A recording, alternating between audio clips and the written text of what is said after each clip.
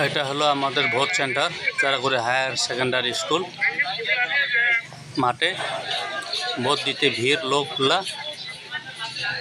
সেই ভিড় সবাই শান্তিভাবে দিলে হলো নিজের নিজের ভোট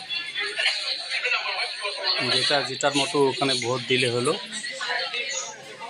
যেটা আশা কম ওখানে দেওয়া লাভ নাই।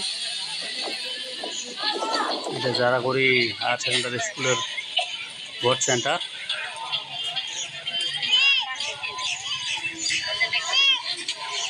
लोग আসতেছে যাইতেছে লাইনে দাঁড়াইতেছে।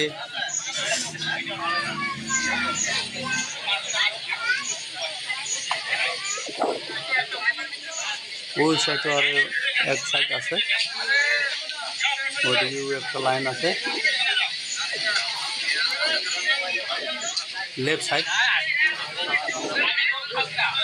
আগে যেটা দেখছিলাম ওটা রাইট সাইড ছিল, এই সাইডে এটা রাইট সাইড। রাইট সাইডে বেশি ভিড় হয়, মানুষগুলা ভিড়ে আছে।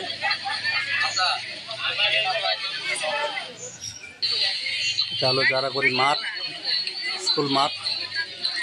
ওই গুগল কাটা ব্লগের ওইদিকে এক সাইড আনছে, আগে গুগল কাটাতে হয়তো, এখন এখানে নিয়ে আসলো।